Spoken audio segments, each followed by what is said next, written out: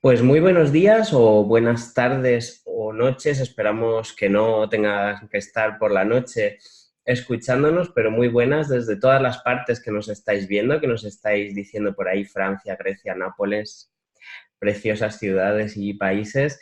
Y bueno, supongo que ya me conocéis de otros webinarios, pero si no, me presento. Soy Aarón Pérez, del Departamento de Formación de la editorial Edinumen, y tengo el súper placer de estar hoy, como veis, con Matías Hidalgo, que es doctor en Lingüística Aplicada, con una especialidad en algo de lo que nos va a hablar hoy, que es la disponibilidad léxica. Y con esa tesis, concretamente, su especialidad, ganó el premio ASELE el año pasado. O sea, que tiene una tesis muy, muy reciente y nos va a ayudar mucho a trabajar en el aula con el vocabulario. También es responsable de formación de profedl.es, la página web tan conocida, y es docente en la Universidad de Bérgamo, pero además ha estado en muchísimos otros países, ¿no? Como China, que es un continente en sí mismo, sí, más que un solo país, y también ha estado en Nápoles, como decía, en Italia, y él es de formación traductor e intérprete, así que tiene muchísimos campos en los que aportar en el día de hoy desde el punto de vista del léxico, donde es especialista. Vamos a hacer una entrevista donde utilizaremos un PowerPoint, pero también me ha pedido que os pida que tengáis delante papel y boli o lápiz, porque vamos a utilizar unas técnicas de disponibilidad léxica para hacer una serie de ejercicios. ¿Tenéis delante papel o por lo menos Word abierto? También valdría. Sí lo tenéis, ¿no? Estupendo. Naturalmente. Vale, no os preocupéis porque vamos a empezar por la primera pregunta, pero buscad enseguida papel y boli. Muchísimas gracias. Pues gracias Matías, a ti, Aarón, por la invitación, y gracias a Edinumen sobre todo por permitirme compartir con vosotros este tema, que muchas veces por la especificidad del mismo no tiene tanta publicidad como otras disciplinas o subdisciplinas de la lingüística. Así que espero que por lo menos resulte útil en alguna de las cosas que trataré. Además, tenemos que ayudarle mucho y preguntarle porque es su primer webinario, así que vamos a estar atentos a que todo salga perfectamente, pero necesitamos de vuestra ayuda en directo. Si nos veis en diferido, pues ya sabéis que podéis contactar luego con Matías y hacerle muchísimas preguntas que siempre está dispuesto a responderlas y ayudarnos a mejorar nuestras clases. Vamos a compartir la pantalla con las diapositivas que tiene Matías para nosotros y vamos a empezar por la primera pregunta, que yo creo que es obligatoria. ¿Qué es eso que llamamos disponibilidad léxica? A ver. Vale. Pues antes de empezar a definir qué es la disponibilidad léxica, yo prefiero empezar por qué no es la disponibilidad léxica, para que nadie se lleve a engaño y piense que es una cosa que no es, ¿no? La disponibilidad léxica no es una metodología de enseñanza, entonces no nos va a dar ni principios ni pautas para dictar nuestras clases. No es tampoco una técnica de diseño de materiales. No vamos a tener unos criterios de secuenciación ni de las actividades, ni qué tipología de actividades son mejores ni son peores. Y tampoco, aunque esto es relativo, es una prueba de nivel. No sirve para medir qué nivel de español o de lengua extranjera tienen nuestros estudiantes. Y digo que en cierta medida porque se están haciendo algunos estudios y se está empezando a utilizar, sobre todo para medir el léxico, y a partir de eso incluso establecer niveles. Pero todavía no se ha llegado a una conclusión, pero después veremos un poquito en qué consiste eso. Entonces, si no son ninguna de estas tres cosas, ¿qué es la disponibilidad léxica? Pues es una metodología léxico-estadística. Y no os asustéis por ver fórmulas que utiliza estadística para los resultados, pero no es tan difícil como parece, porque al final lo hace todo un programa informático, que luego os diré cuál es, que además es gratuito y podéis descargarlo sin problema. Simplemente tenemos que encargarnos de la edición y poco más. Y es una metodología léxico-estadística que da cuenta del léxico disponible. ¿Qué es el léxico disponible? Pues ese vocabulario que es susceptible de ser utilizado en determinadas situaciones comunicativas. Es decir, las palabras que primero se nos vienen a la cabeza cuando pensamos en un tema concreto. Y aunque pueda parecer muy reduccionista, no es tan simple, porque entran en juego factores cognitivos, que tanto semánticos como formales, como puede ser la familiaridad, la tipicidad, la cognicidad, incluso la edad de adquisición del vocabulario, la longitud de las palabras. Todo eso influirá en qué léxico archivamos o qué léxico no archivamos cuando estamos trabajando en disponibilidad léxica. Para entender un poco mejor en qué consiste esta disponibilidad léxica es cuando vamos a hacer este experimento, que para eso os pedía que cogierais lápiz y papel. Y os voy a pedir que escribáis en forma de columna, es decir, una respuesta debajo de otra, aquellas unidades léxicas, que pueden ser monoverbales o pluriverbales, expresiones, fraseología, etcétera, que estén relacionados con el estímulo temático que yo voy a decir. Entonces, cuando me digáis que estáis preparados, y Aarón, tú también, te voy a pedir que colabores conmigo, ¿vale? Estoy listo. Tú estás listo. Si me podéis escribir por el chat cuando estáis preparados. ¿Estamos? Sí. Lista. Vale, la mayoría de gente parece que sí que está. Pues os voy a dar 30 segundos. Vale. Creo que no. Que te compartir. Vale. ¿Veis el reloj? ¿Veis el reloj aquí? Vale. Pues tenéis 30 segundos para escribir, os recuerdo, en forma de columna, una respuesta debajo de otra, todas las expresiones que se os vengan a la cabeza relacionadas con el estímulo aspecto físico. ¿De acuerdo? Repito, aspecto físico. Y el tiempo, ahí lo tenéis.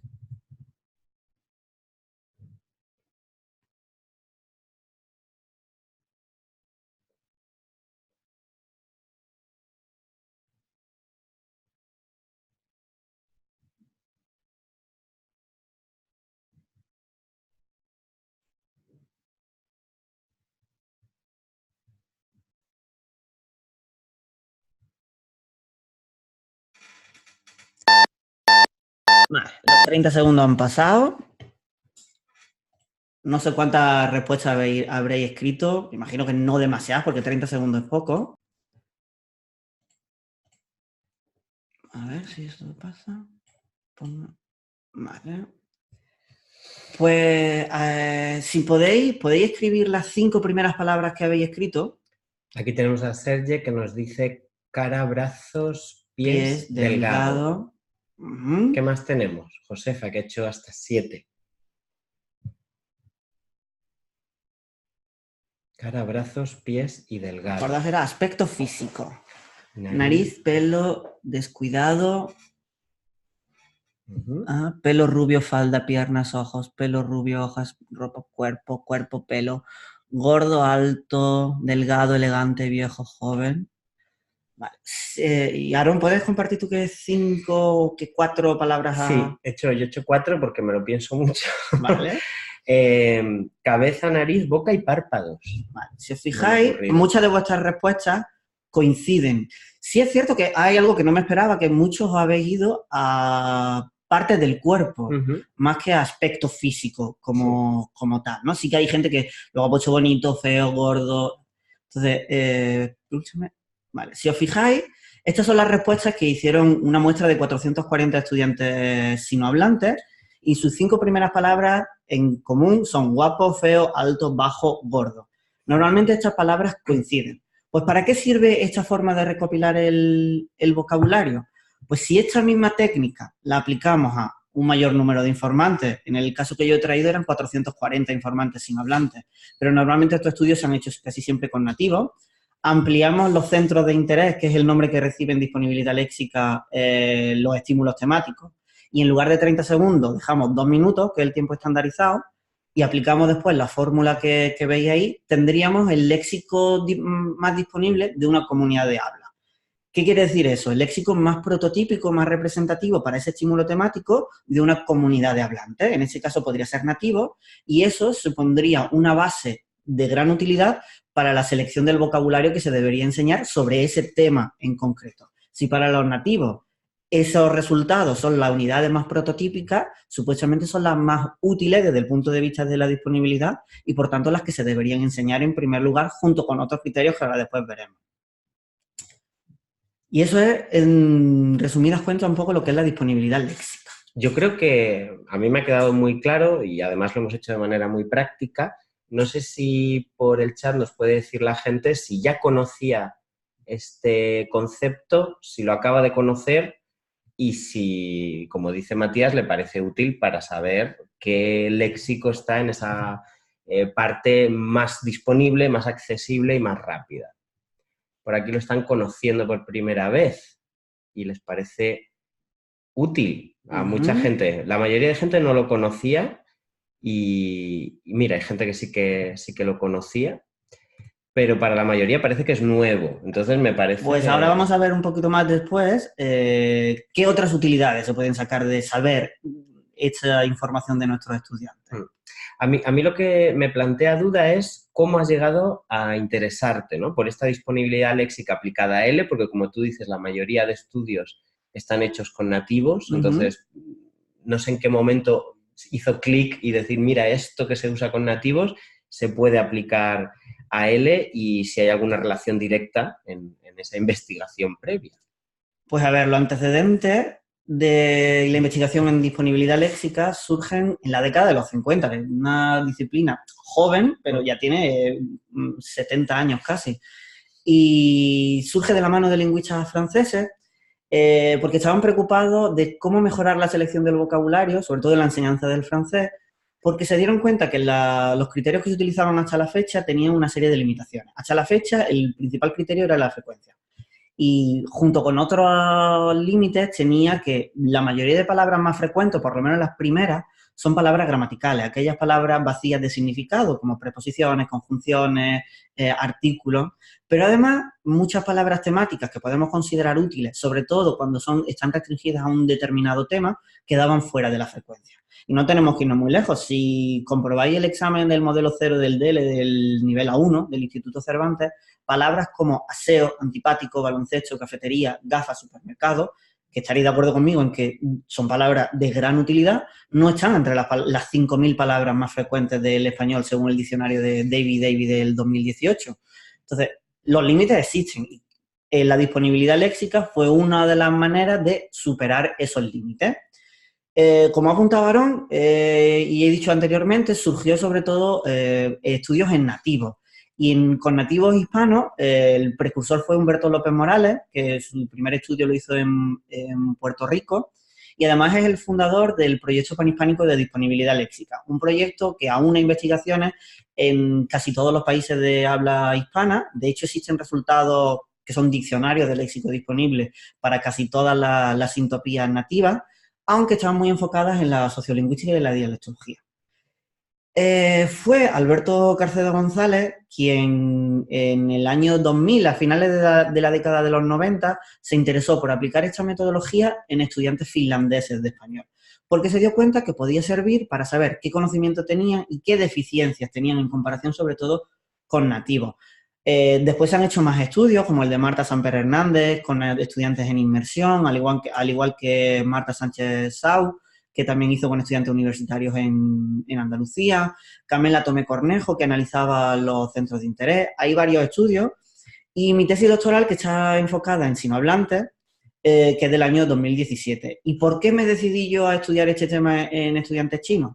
Pues sobre todo en los primeros años de mi estancia en China, yo me di cuenta que mis alumnos sabían mucho vocabulario, porque los aprenden a granel casi, pero conocían palabras que yo a veces me preguntaba por qué conocían una serie de palabras que podían ser demasiado complicadas para el nivel en el que estaban, sobre todo los niveles iniciales, y palabras de nivel que consideramos imprescindibles en unos niveles iniciales no las conocían. Entonces yo quise analizar qué es lo que conocían y en función de eso analizar sus necesidades para ver cómo mejorarlas. Y esa es más o menos la trayectoria muy resumida de la disponibilidad léxica y por qué me interesé yo por la disponibilidad léxica. Nos pregunta, de hecho, Fátima, por aquí, que bueno, nos dice que le parece muy útil y si, no sé si es una pregunta, si nos sirve para ir por ahí e incidir en ese campo ya disponible o lo contrario, especialmente para niveles altos?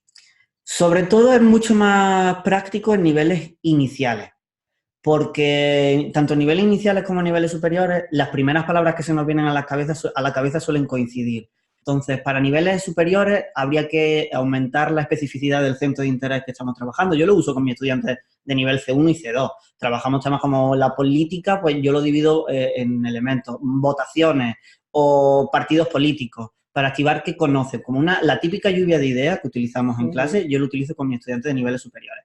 Pero es verdad que con niveles iniciales, niveles intermedios, es mucho más práctico, porque nos permite saber qué problemas tiene, qué necesidades léxicas, qué palabras de léxico productivo. No sabemos si de léxico receptivo o léxico pasivo, que lo llaman, que no es tan pasivo como se dice, funciona. Pero el léxico productivo, sí. Y si estamos trabajando sobre todo, yo me encargaba en China de destrezas productivas, destrezas orales y de escritura. Entonces me interesaba mucho saber qué léxico productivo manejaban.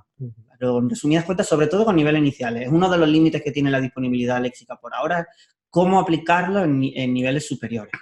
Claro, porque realmente esta lluvia de ideas que hacemos en el aula, supongo muchísimas veces, cada vez que iniciamos un tema nuevo, se aplica, es muy pública. Entonces, al final, lo que dice uno se va... o sea, lo que dice un alumno, el otro lo conecta con otra palabra que a lo mejor no había pensado antes, entonces se hace muy colaborativamente. Esto no, esto es individual, cada uno tiene un léxico disponible que luego se junta y dices, pues coincide o no. Pasamos coincide. De lo individual a luego lo colectivo, porque podemos después realizar comparaciones, establecer cómputos generales y colaborativos. Entonces, el alumno no está expuesto, se siente un poco protegido porque nadie lo va a examinar. De hecho, las encuestas en mi clase yo suelo hacerlas anónimas, porque más o menos un poco de trampa, ¿no? El tipo de letra que tienen ya lo conocía y tal, sabía quién escribía, ¿no? Pero además, si vemos que los alumnos no son participativos porque no quieren sentirse expuestos, se hacen anónimos, no hay problema. Claro. Pero se puede combinar esa atención a lo individual y una atención al grupo. Y antes comentabas el tema de las necesidades, ¿no? Podemos saber qué necesidades tienen nuestros alumnos.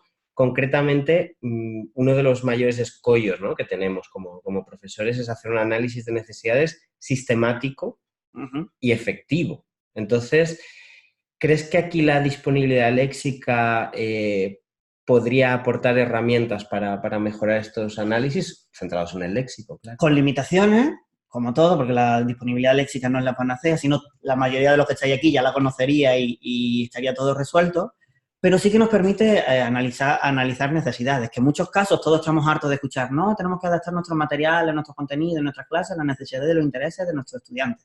El problema es cómo lo hacemos, no tenemos herramientas y aquí hay que entonar un poco el mea culpa desde la perspectiva de los investigadores, que muchas veces no se comparte todo lo que se debería compartir, ¿no? Parece que somos un poco recelosos, pero dentro del léxico existen distintas maneras de evaluar el conocimiento léxico que tienen nuestros estudiantes. Tenemos pruebas objetivas o directas y pruebas indirectas con ítems integrados. Yo voy a hacer un breve repaso sobre pruebas objetivas o directas para que luego lo comparemos con la disponibilidad léxica. Estas pruebas objetivas con ítems independientes, que pueden ser descontextualizados o contextualizados, tenemos de opción múltiple, de listas de verificación, con pseudopalabras a modo de distractores, indicar verdadero o falso ante palabras, realizar emparejamientos, o contextualizados, que es traducir, opción múltiple con contexto, producción controlada. ¿Cuáles son las pruebas más conocidas, más estandarizadas, con mayor validez y fiabilidad? Pues tenemos algunas que miden el tamaño, que sería el número de palabras que conocen los estudiantes. Tenemos aquí dos, por ejemplo. The Vocabulary Levels Test, que es de tipo receptivo, en la que hay distintas opciones con 3 definiciones y los estudiantes tienen que asignar la palabra con la definición. Está basado en la frecuencia, esas palabras se recogen de corpus de frecuencia, permite dividirlo por niveles, pero el problema es la influencia del azar, porque pueden responder lo que quieran los estudiantes, en realidad no sabemos si lo conocen o no lo conocen, o es producto del azar, y los desfases del corpus, porque la frecuencia puede estar basada en corpus que ya son obsoletos o que son basados solo en lo escrito y en lo oral, aunque sí que es verdad que las nuevas tecnologías permiten una actualización bastante inmediata de los corpus, cada vez más. Luego tenemos otro test, como es el de Eurocenter Vocabulary Size Test, que es los estudiantes tienen que decir si conocen o no conocen la palabra. Y hay palabras inventadas para evitar que los alumnos hagan trampas, ¿no? Decir, estas sí, estas no. También se basa en la frecuencia y el problema es la influencia de la lengua materna. Cuando hay palabras que son muy parecidas a la lengua materna pueden despistar, o cuando no se parecen en nada no están seguros de si conocen o no lo conocen. Otra prueba que también evalúa el tamaño, en este caso el del léxico productivo, es The Productive Vocabulary Levels Test, que sería el equivalente, el opuesto al receptivo que hemos dicho primero, y en el que se le dan palabras mutiladas a los estudiantes y tienen que completarlas. Basado en la frecuencia, ¿cuál es el problema? Las pistas. Los estudiantes no tienen, normalmente necesitaríamos un interlocutor muy colaborativo que nos diera pistas, y en la vida real no nos dan pistas de qué vocabulario tenemos que utilizar, a no ser que nosotros preguntemos, ay, ¿cómo se dice esa palabra? No me viene a la cabeza, ¿no? También se puede evaluar la profundidad. Aquí tenemos el Word Associates Test, en el que aquí se trabaja y me pregunta alguien, ¿está relacionado con la combinación léxica? Este, por ejemplo, de tipo receptivo, sí trabajaría la combinación léxica, porque trabaja el eje paradigmático y el eje sintagmático. Por ejemplo, para la palabra sudden, pues en el eje paradigmático tendríamos quick o surprising, porque tienen significados similares, y en el eje sintagmático tendríamos a sudden change o sudden noise, ¿no? Cómo se combinaría la palabra sala. Entonces, sí trabajaría la combinación léxica en este caso, María del Carmen.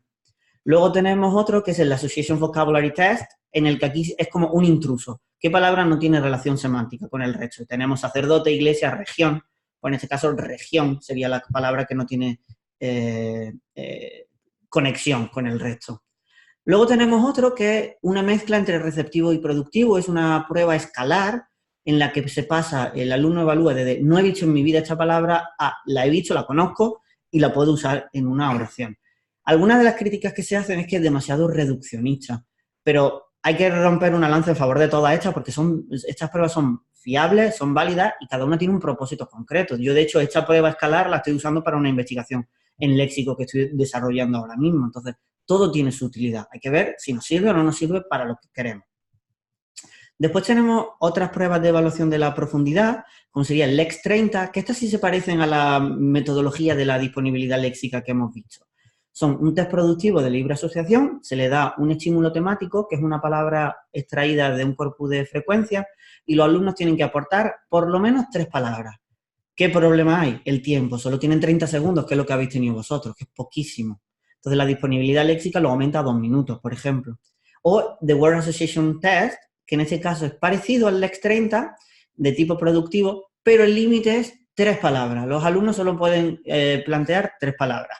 Pues, ¿qué conocimiento saco yo de eso? De mis estudiantes, poquísimo, ¿no?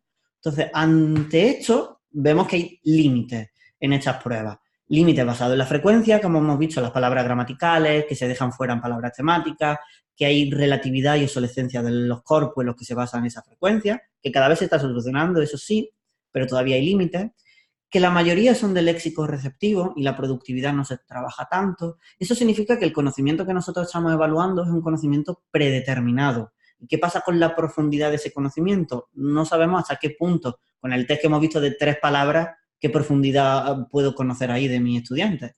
Además, son test que requieren bastante tiempo dentro del aula, donde hay una influencia importante del azar y de la lengua materna del estudiante.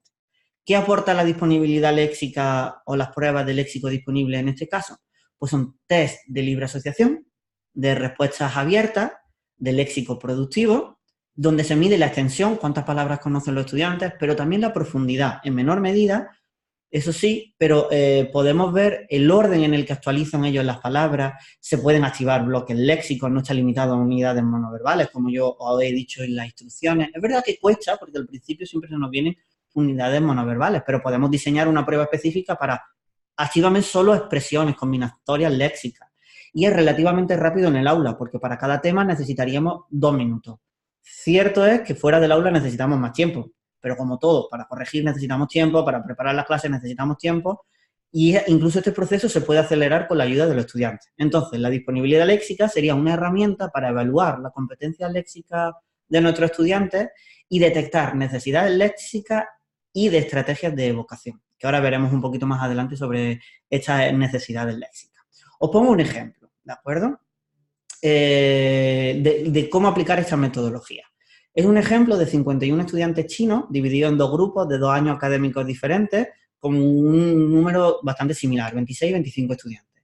Yo lo sometí a esta prueba de léxico disponible con el mismo centro de interés que os he puesto a vosotros, el del aspecto físico, y también hay un nuevo apartado de cuestionarios sociológicos, porque esto me permite saber la influencia de distintas variables: sexo, edad, nivel de español, años de estudio, grupo al que pertenece, centro al que pertenecen. Si trabajamos en varios centros, pues para tener una división de esas variables. Una vez que tenemos esos datos, que normalmente se responden a mano, pero no es necesario, hay que codificar las variables, digitalizarlas, que esto es lo más tedioso de todo. Pero yo aquí me valía de la ayuda de mis estudiantes y lo que hacía es que ellos me transcribieran sus respuestas.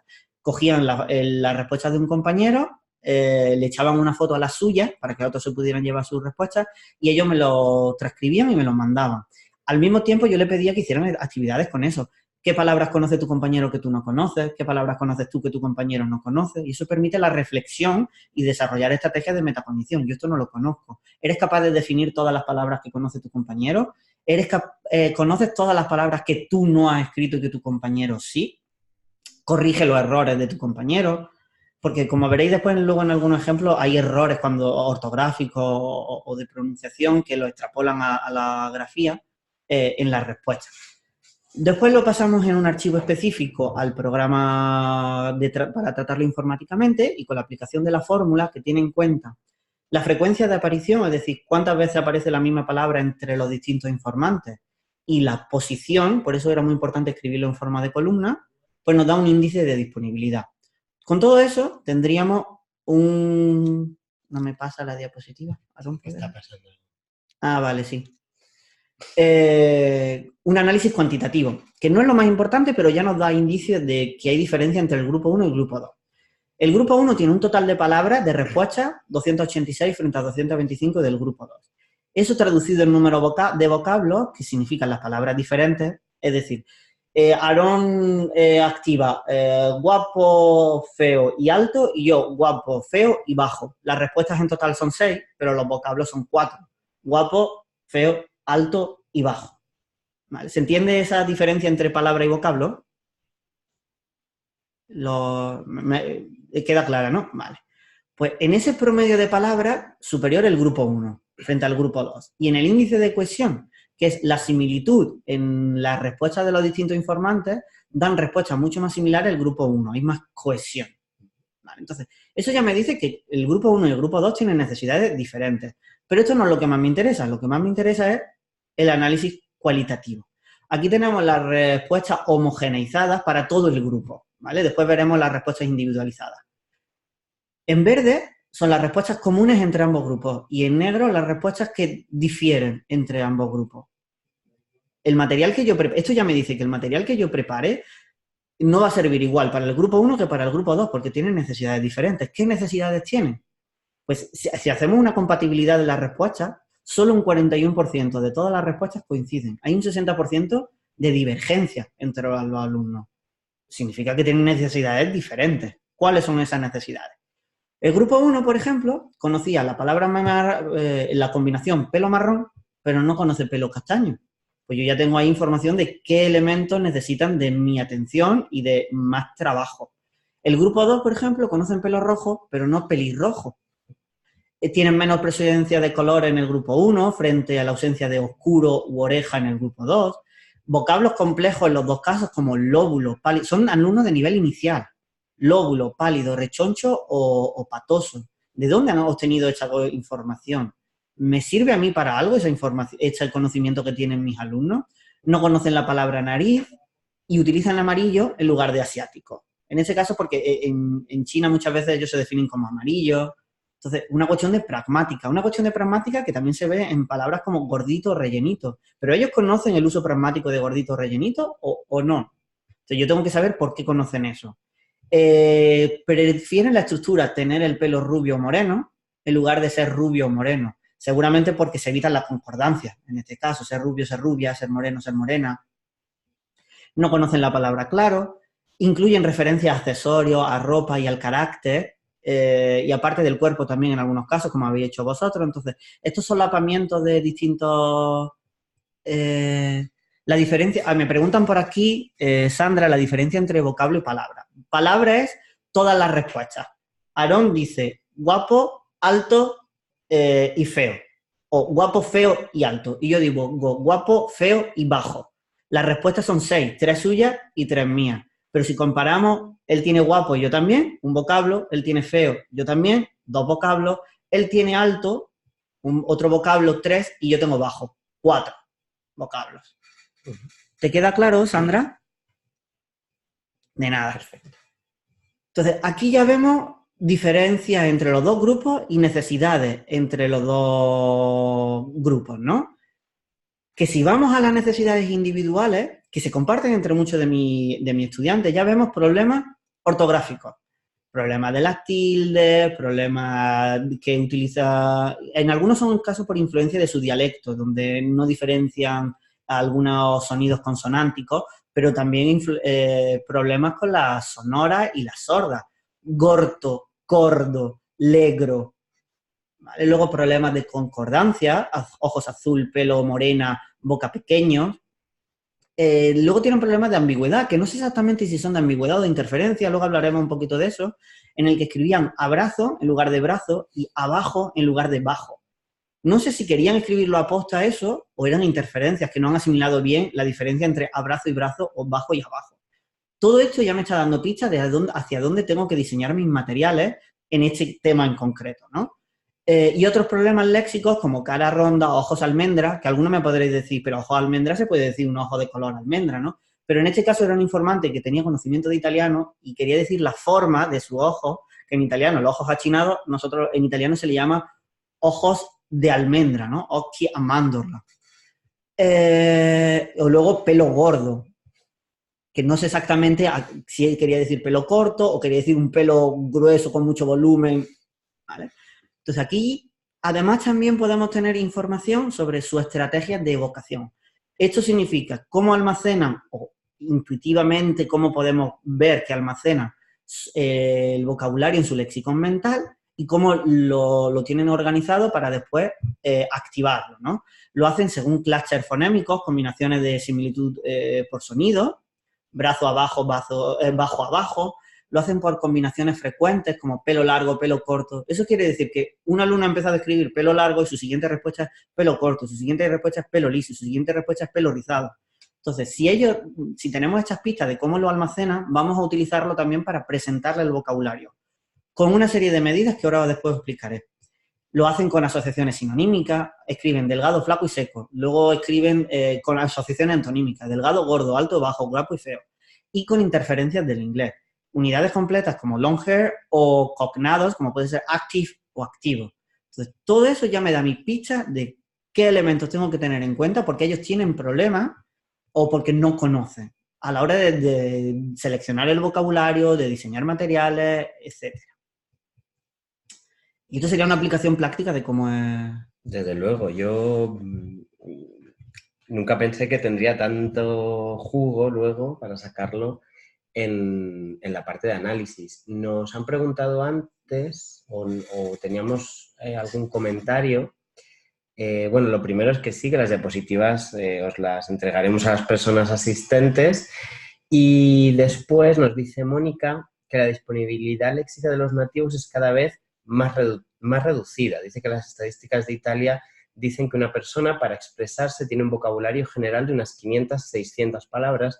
Eso inevitablemente influencia el aprendizaje del E2 y le parece la dificultad más grande. No sé si tienes una opinión. No se reduce el número de respuestas, la disponibilidad léxica, sino que se vuelve, por lo que yo he podido comprobar y en otro estudio del mismo tipo, más que reducirse es que se especializa, se terminogeliza.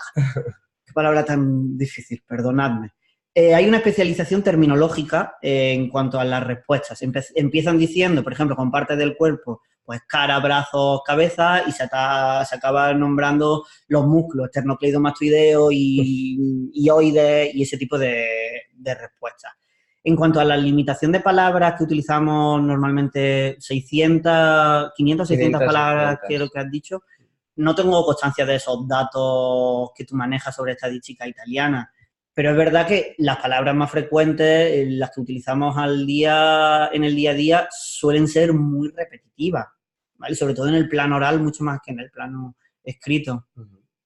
Sí que es verdad que dice Isabel aquí que no está viendo todas las respuestas porque cuando enviáis una pregunta tenéis que cambiar la opción de todos los panelistas a todos los panelistas y participantes, y así lo ve todo el mundo, simplemente para eso. De todas maneras, como lo estamos diciendo oralmente, también para que quede grabado, pues por ahí vamos. Pero encuentras las preguntas en el chat, ¿eh? No, se ve que no ve todas las preguntas vale. en el chat por eso, porque falta enviar Vale. a panelistas y participantes. Okay. Y bueno, vamos a dar un paso más, después del análisis de necesidades, a la creación de materiales, análisis de materiales, buscando ese cómo lo llevo yo al aula. Vamos a empezar por la selección del vocabulario. Vale. ¿Cómo seleccionaríamos el vocabulario y el análisis de esos materiales para luego llevarlos a nuestra aula? ¿Qué nos puedes decir de esto, Matías? Pues para la selección del vocabulario y análisis de materiales, que yo he dicho que la disponibilidad léxica no es una técnica de diseño ni de creación de materiales, pero la información que obtenemos sí nos puede servir para seleccionar el léxico y analizar el componente léxico de los materiales.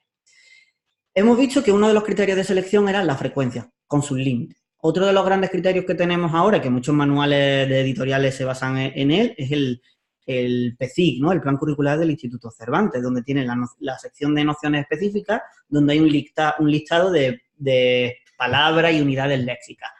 No es exhaustivo y, de hecho, en su propia presentación dicen que es algo arbitrario y que es orientativo, que deberá adaptarse a las necesidades de los estudiantes, pero si lo tomamos como ejemplo, podemos ver que las respuestas que teníamos para el grupo 1 y el grupo 2, la mayoría están en un nivel A1 o A2, que son estudiantes de nivel inicial, ¿no? Entonces, la mayoría de respuestas, no me detengo mucho en la otra diapositiva, lo vaya a tener luego accesible, pero quiero que veamos un resumen general. Es como, la mayoría de respuestas están entre A1 y A2. Entonces, el conocimiento léxico que tiene mi estudiante era acorde a su nivel. Pero había palabras de niveles más altos. ¿Qué ocurre con esas palabras de niveles más altos según el PCIC? ¿Las ignoro? ¿No las uso para nada en mis clases? ¿No me sirven para nada? Les tengo que decir a mi estudiante, oye, esa palabra como peca o rechoncho o rellenito no la utilices porque es de un nivel superior al tuyo. ¿Y qué ocurre con las palabras ausentes, que son las que están aquí en rojo, por ejemplo? No están en el PCIC. Esas palabras significan que no son útiles, que no son necesarias, que no las tienen que utilizar. Yo me decanto más bien porque, como el propio PCIC dice, que es revisable. Revisable en algunos términos, como por ejemplo boca y oreja, que no están dentro del PCIC, pero sí está nariz, no está rojo ni está gris, pero sí están otros colores como negro, azul, verde, marrón. No está castaño y pelirrojo, que si hemos visto era uno de los dos elementos problemáticos de mis estudiantes, pero sí rubio y moreno. Entonces, si yo me decanto por utilizar el PCIC como fuente de selección, voy a dejar fuera elementos que mis alumnos necesitaban, o hermoso y atractivo con respecto a guapo y bonito. Por lo tanto, la conclusión es que el PCIC es revisable y que no es, por sí solo no basta. ¿Qué otras fuentes podemos utilizar? La disponibilidad léxica en nativo. La disponibilidad léxica en nativos, como ya os he dicho antes, hay resultados para casi todos los países hispanohablantes.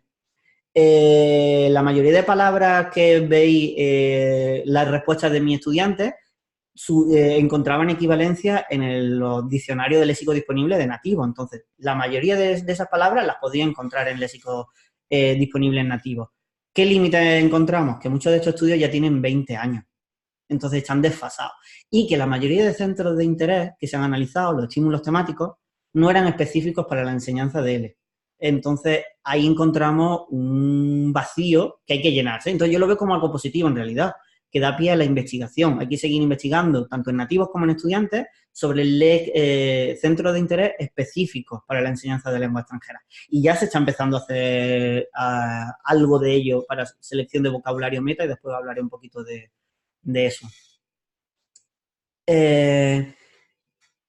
Como el léxico disponible en nativos tiene límites, yo propongo valernos del léxico disponible también de nuestros estudiantes.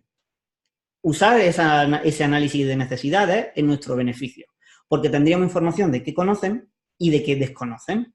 Y sabiendo qué conocen y qué desconocen, la selección léxica puede ser mucho más eficaz, porque ¿de qué me vale hacer una selección léxica porque según el léxico disponible de nativo en el manual no aparecen X palabras, si luego mis estudiantes lo saben. Esa modificación sería un esfuerzo en vano.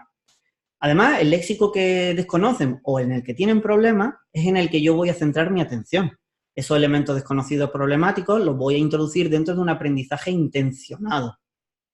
Y en cambio, el léxico conocido, incluso aunque sean palabras de niveles superiores o palabras que están ausentes en el PCIC, lo voy a utilizar para elaborar input comprensible y un input estructurado, que no despista a los estudiantes, que no distraiga, que su atención se enfoque en aquellos elementos problemáticos, y lo voy a introducir dentro de un aprendizaje incidental, que me permita que en lo que lean mi estudiante sea comprensible para ellos y que su atención solo se centre en esos elementos problemáticos, desconocidos, en los que nosotros como docentes estamos interesados. Creemos que son los que deben primar, ¿no? Os voy a poner un ejemplo para que lo veáis más claro de por qué es necesario saber qué léxico conoce nuestro estudiante. Con un manual de él específico para estudiantes de sinohablantes, de nivel inicial, que es el que más se utiliza en la China continental. El 99% de los estudiantes universitarios que han aprendido español o que aprenden español han utilizado este método. Tenemos una serie de palabras. Aquí tenéis 12 palabras y me gustaría que me eligieseis qué 6 palabras pensáis que sí deberían estar incluidas en un material de nivel inicial. ¿Me lo podéis escribir en el chat? ¿Qué 6 palabras? ¿Qué 6 de estas 12 sí deberían estar en el manual? Por lo tanto, más que elegir, estamos deseligiendo, ¿no? Sí, estamos descartando, en este caso un poquito con trampa, pero estamos descartando, que al final la selección léxica en muchos casos, esto no me interesa, esto sí me interesa, ¿no? Porque nos valemos de manuales para preparar y otros materiales para preparar nuestros propios materiales también, ¿no? Vale. Nos dice María, abogado, ama de casa, amo de casa, albañil, decana. Estómago, albañil, cerebro. Vale, pues si volvemos a la diapositiva, la mayoría estáis coincidiendo, ¿vale?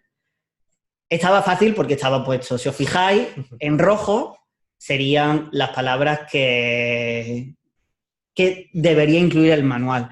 Pues, curiosamente, son las palabras que no incluye ese manual e incluye palabras como decana, duquesa, abad, ioides, glotis y bilis en nivel inicial, ¿vale? Ioides, que yo me acuerdo que cuando vi esa palabra ni siquiera la conocía. Entonces, estas palabras que no aparecen en el manual, si acudimos al PCIC, no todas están en el PCIC. Si acudimos a la frecuencia, por ejemplo, ninguna está entre las 1000 palabras más frecuentes. Solo cerebro y abogado está entre las 2000 más frecuentes. Estómago y oreja entre las 3000 más frecuentes. Y estamos hablando de niveles iniciales, A1. ¿Vale? Ama de casa ni siquiera entre las 4000. Y albañil no aparece entre las 5000 más frecuentes, según el diccionario de frecuencias de Davis y Davis. Y oides es un músculo, ¿vale? Si no recuerdo mal, que están preguntando por ahí. Entonces, nuestra primera intuición nos dice, pues si estas palabras no están en el manual, el léxico disponible las recoge todas, el léxico disponible de nativo las recoge todas, pues yo voy a incluirlas en mi manual, ¿no? En mi selección de vocabulario, porque se supone que debe ser útil. Pues yo digo que vayamos un poquito más allá y que metamos el léxico que conocen nuestros estudiantes, que son usuarios directos del manual. Y los usuarios directos del manual sí conocen abogado, estómago, amo de casa y oreja.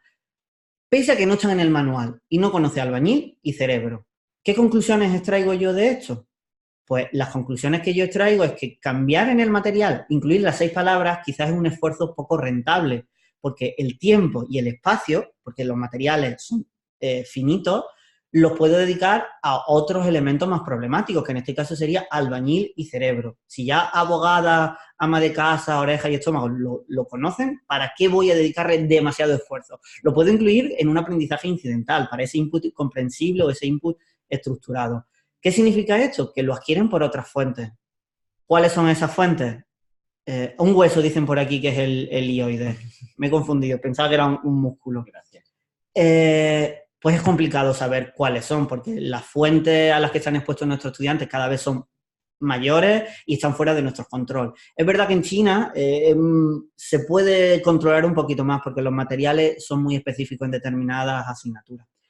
Y aquí yo hago una petición que se la lanza a Aarón ahora porque como representante de Dinumen aquí, pero se la lanza a todas las editoriales, que sería de gran utilidad el disponer de una base de datos, de un corpus con el léxico y su frecuencia de aparición, cuántas veces está dentro del material, que hay en los manuales. Igual que nosotros podemos acceder ahora a las versiones digitalizadas de los manuales, a actividades complementarias, a vídeos, una base de datos que yo busque en el manual, ¿esta palabra me aparece en el manual o no? Me aparece y me aparece todas estas veces. Si no me aparece, yo sé que a lo mejor voy a necesitar incluirla. Entonces, ganaré conciencia de a qué léxico están expuestos mis estudiantes.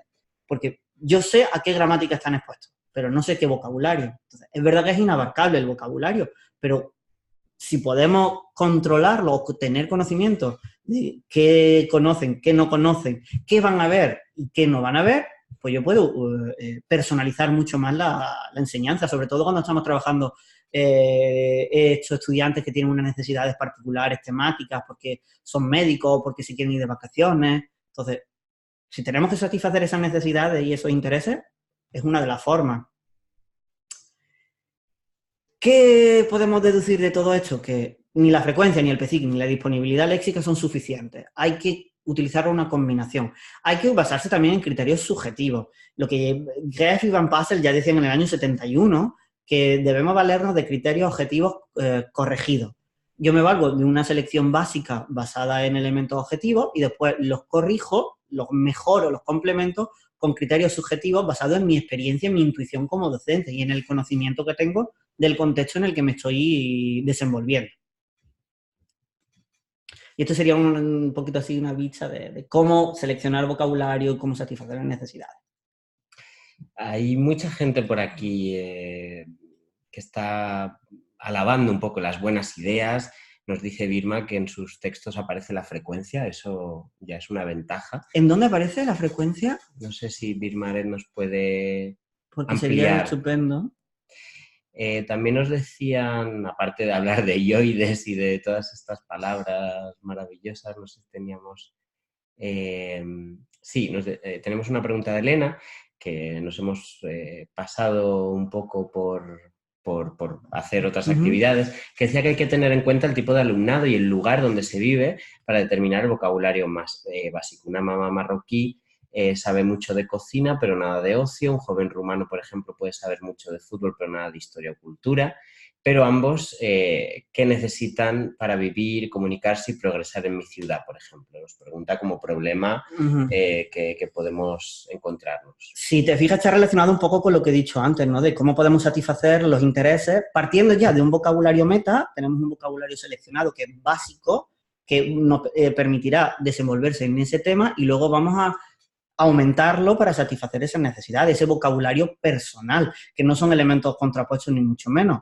Partimos de uno común, analizamos las necesidades, los intereses de nuestros estudiantes mediante entrevistas, encuestas, cuestionarios y complementamos ese vocabulario que la mayoría de las veces se puede complementar incluso con el diseño de las actividades y estrategias.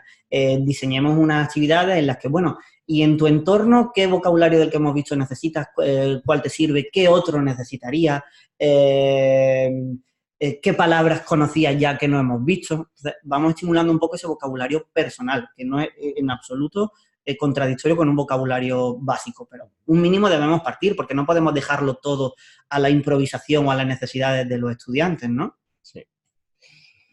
Y nos dice Birma que en uno de sus textos de él, en la parte de atrás del texto, ha visto que dice en todas las páginas que aparece el vocabulario. No recuerda si en el que usa actualmente o uno que usó, pero cree que es realidades en Miami. Vale, de Pearson. Entonces puede servir como referencia, ¿no? De cómo. Pues para mí es de gran utilidad, porque si tengo el caso de esa mamá que sabe mucho de cocina y sabe poco de ocio, pues voy a ver, ¿en el manual hay vocabulario de ocio suficiente para satisfacer las necesidades de esta mamá o no?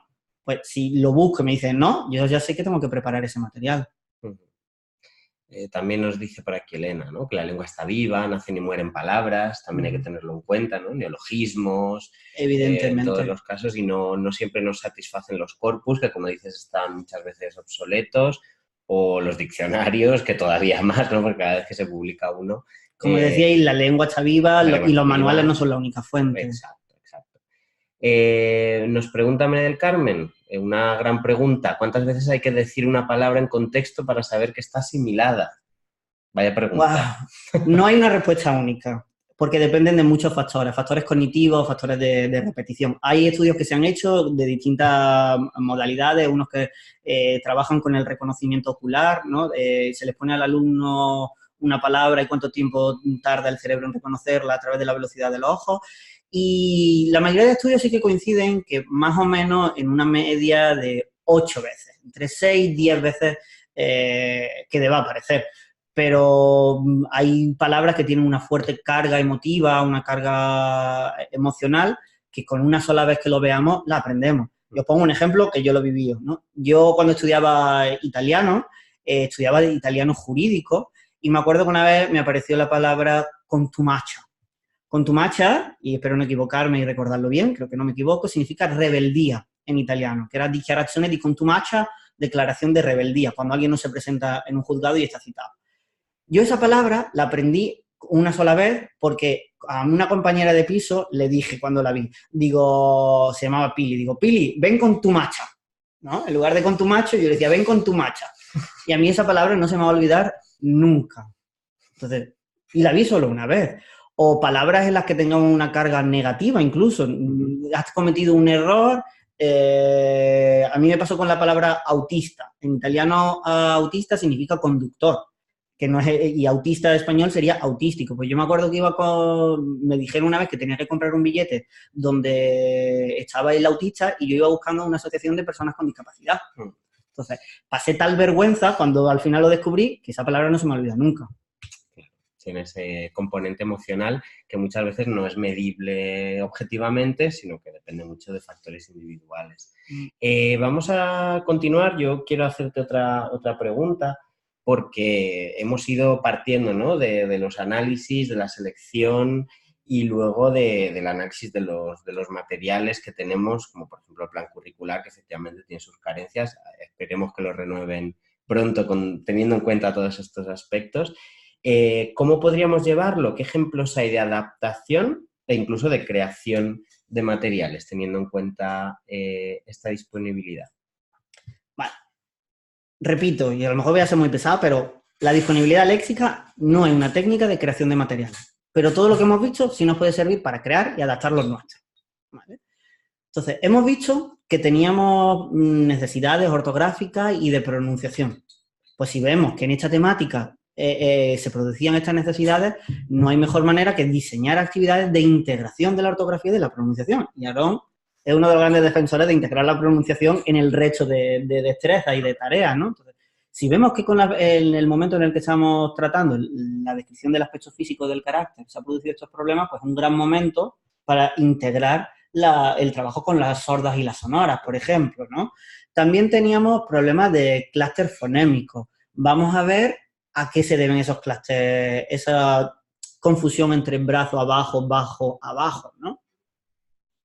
Después podemos diseñar actividades de refuerzo léxico-gramatical. Nuestros estudiantes tenían problemas de concordancia. Pues vamos a hacer hincapié en esa concordancia, diseñando actividades en las que la descripción no sea solo de una persona, que haya descripciones en plural, que haya descripciones en femenino, que haya descripciones en masculino. El trabajo con las preposiciones, porque la combinación entre unidades léxicas a veces requiere una preposición, pues vamos a trabajar ese uso. Combinatorias léxicas y patrones léxico-gramaticales, como puede ser rubio, ser moreno, tener el pelo rubio, tener el pelo moreno, tener la piel clara, tener la piel oscura. Todo ese tipo de combinatorias léxicas o de patrones léxicos, bloques léxicos se pueden trabajar y se pueden reforzar en esta temática, sabiendo ya las necesidades que tenían nuestros estudiantes. Los míos preferían la estructura tener el pelo moreno, tener el pelo rubio, en lugar de ser rubio moreno. Quizá por este problema de la concordancia no se sentían seguros. Pues voy a utilizar para dar las instrucciones, el tener el pelo rubio, tener el pelo moreno, y voy a hacer ejercicios donde trabajen más ser rubio, ser moreno. Esto me lleva a fomentar un aprendizaje contractivo. Un aprendizaje contractivo que sea el culmen de un proceso, una tarea de consolidación, más que la presentación del vocabulario, más que la primera forma de trabajarlo, para que así evitemos interferencias. Y ahora explicaré un poco por qué. Y utilizamos la traducción pedagógica, que es una herramienta increíble. Y hace una semana en Edinumen tenéis un webinario que habla sobre la mediación y la traducción pedagógica, y que en cuanto lo cuelguen, si no se ha colgado ya, os aconsejo que lo veáis porque os da muchas ideas y es una herramienta buenísima, porque no somos tabula rasa y trabajamos con una L1. Vamos a valernos de eso, ¿no? Entonces, esta ambigüedad que yo veía, quizás no es ambigüedad y son interferencias. En lugar de, han aprendido abrazo porque se parece mucho a abrazo y lo confunden, ¿no? ¿Y por qué lo confunden? Porque la manera en la que se lo hemos presentado ha habido interferencias. Nosotros hemos visto que mis alumnos almacenaban su léxico mental según combinaciones frecuentes, asociaciones sinonímicas, asociaciones antonímicas. Entonces dicen, bueno, si ellos lo almacenan así, yo se lo voy a presentar así.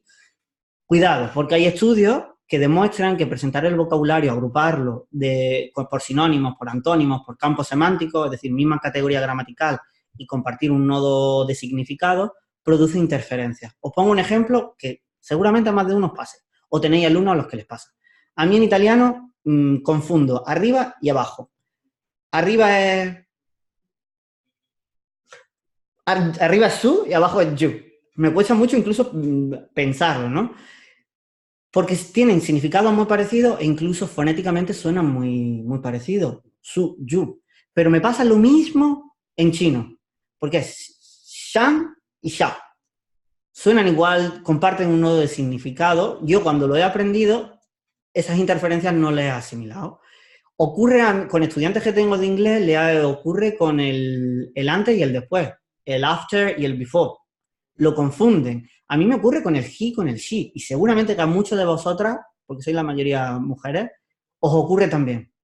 Tenéis que decir he is 20 years old y decís she, o con los posesivos her y his.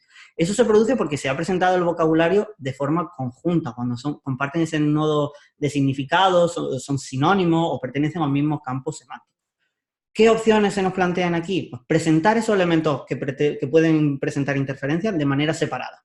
Que primero aprendan el arriba y cuando lo tienen dominado, le presentamos el abajo. Y cuando aprendan el abajo y lo tengan dominado, le presentamos los dos elementos en conjunto. Y así tienen la capacidad de discernir y contrastar cada uno de los elementos.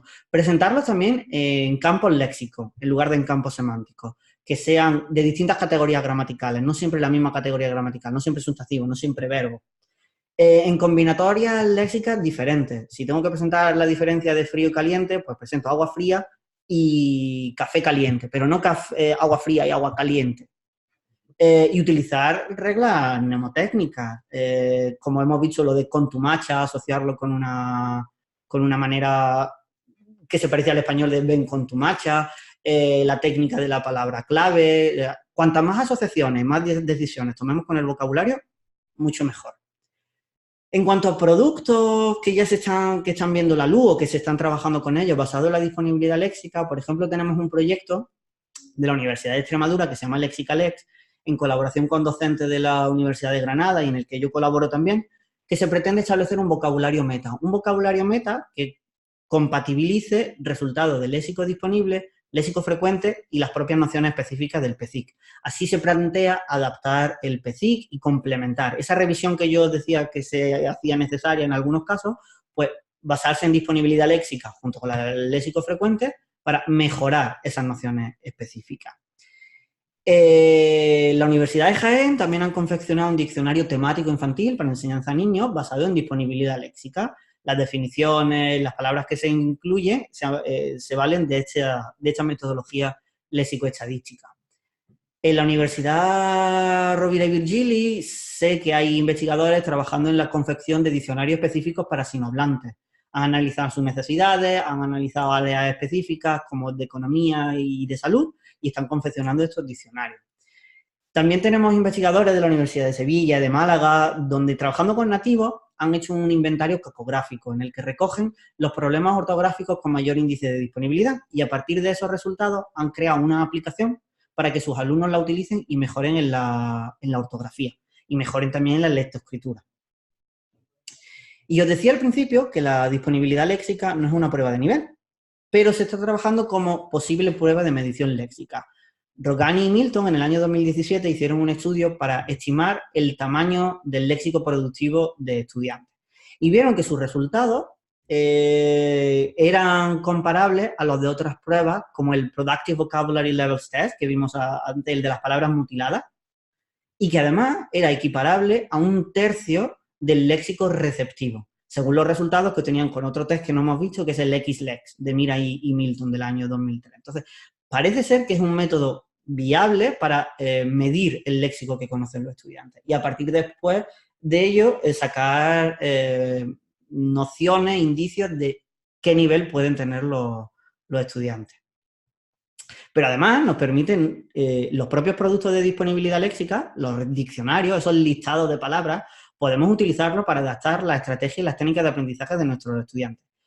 En mi contexto chino, mis estudiantes me demandaban, me exigían usar listas de palabras.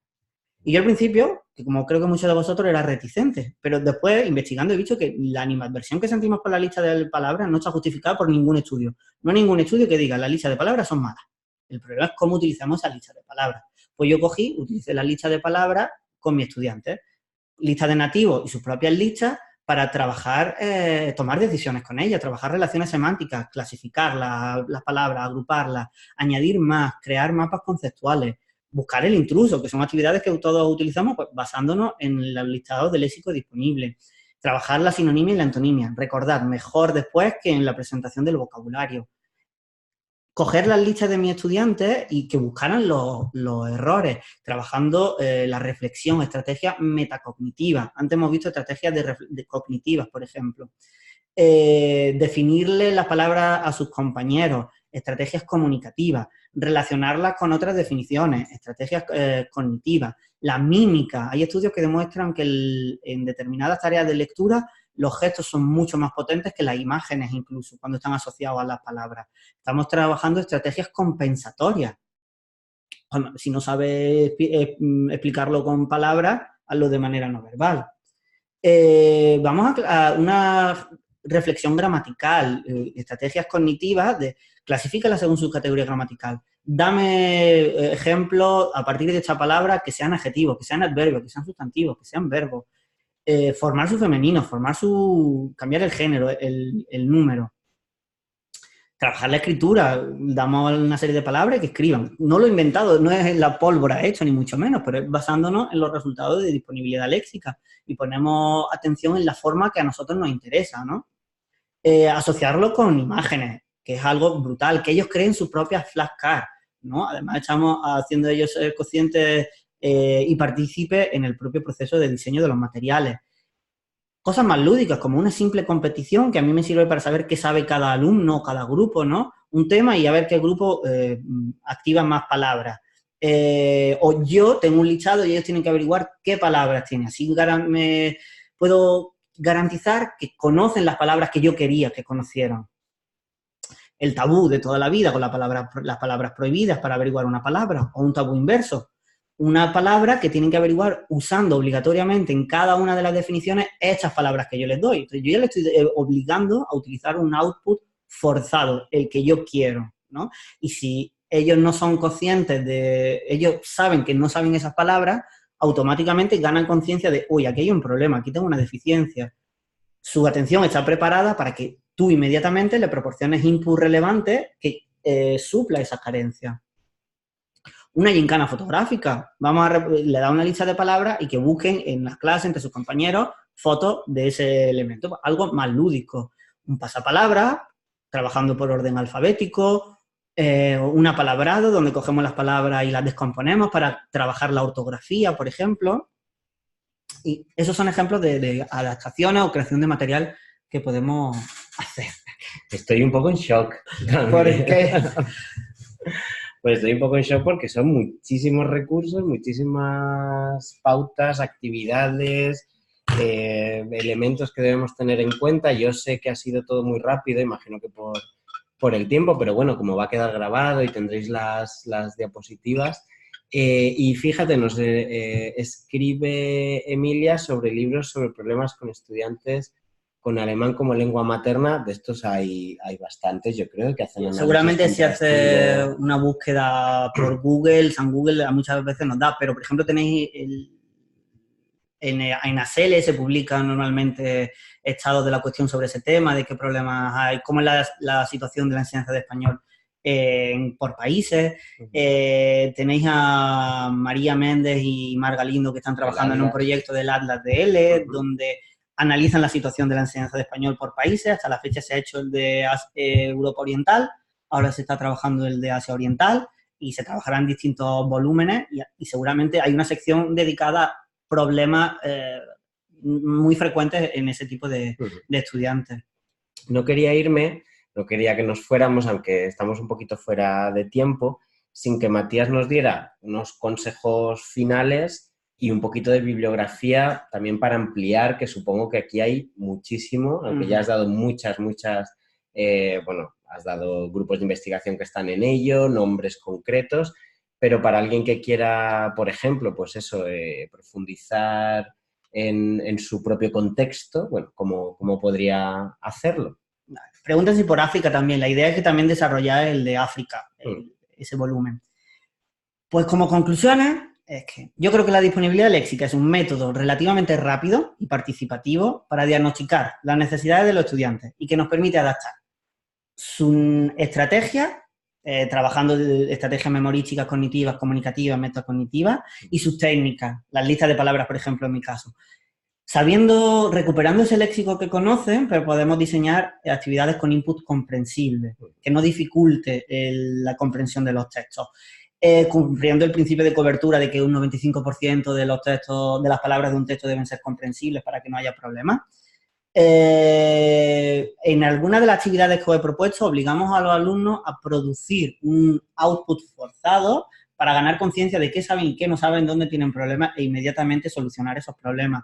Con la disponibilidad léxica resolvemos parte de los problemas de la frecuencia, no todos, por eso la disponibilidad tiene límites, evidentemente, pero que combinándolo con otras fuentes, con otras metodologías y haciendo cambios en la metodología de la disponibilidad léxica, sobre todo en cuanto a los centros de interés analizados, que sean más específicos en L, podemos sacar una combinación de cosas bastante útil. Y por último, me gustaría decir sobre todo que hay que perderle el miedo a investigar.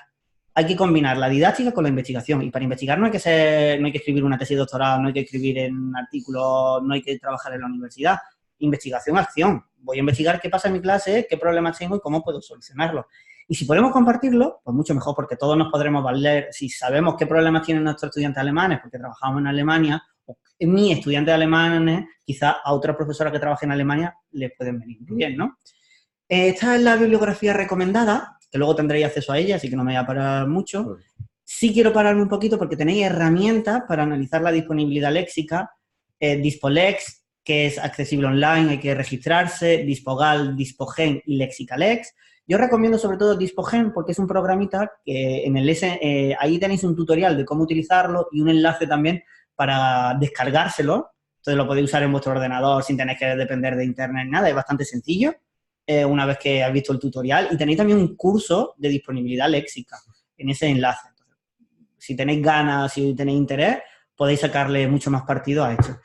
Esta es toda la bibliografía citada o comentada en la diapositiva y solo me queda daros las gracias por la atención y por la paciencia y a ti por haberme pasado un poquito de tiempo, ¿no? No, para nada. Me gusta muchísimo. Muchísimos recursos, como decía, nos daban las gracias porque es interesante, porque es nuevo. Yo no he escuchado hablar a nadie en ni webinarios ni ponencias de este tema, entonces me parece que tenías que estar aquí, evidentemente, Matías. Muchas gracias. Muchísimas gracias por la asistencia en estas fechas tan señaladas y tan veraniegas para nuestro hemisferio, todo hay que decirlo. Y para las personas que estáis aquí presentes, que habéis estado presentes, os vamos a dar la grabación del webinario porque toda esa batería de actividades seguro que hay que repasarlas y para que se asimilen mucho mejor. También os vamos a dar las diapositivas con los enlaces que has dado ahora, muy útiles para la gente que quiere, por ejemplo, hacer ese curso. Y luego, aparte, un 50% de descuento en muchísimos materiales, en las láminas para la clase de español, en el blog Español con Imágenes, fichas y pasatiempos de español, vocabulario en movimiento, juegos con palabras y cualquier producto de Clan 7 que tiene una mochila llena de recursos para el vocabulario con niños. Entonces, todo lo que había de vocabulario específico en Edinumen, hemos decidido dar un descuentazo para la gente que quiere poner en práctica todo lo que hemos visto a través de los materiales, pues efectivamente lo puede adquirir en la página web con ese descuento por haber venido a este webinario, ya digo, en unas fechas muy playeras para nosotros. Premio, ¿no? Han tenido Bueno, premio, tiene premio. efectivamente. Así que nada, muchísimas gracias y nos vemos en el siguiente, que será conmigo. Yo seré ahí el ponente el 10 de septiembre y en redes y por correo electrónico veréis toda la información de todos los webinarios que vamos a tener en la siguiente temporada, de septiembre a diciembre, que ya están cerrados y que son temas muy interesantes. Muchísimas gracias, Matías. Y a los asistentes sobre todo. Efectivamente. Hasta Nos luego. vemos.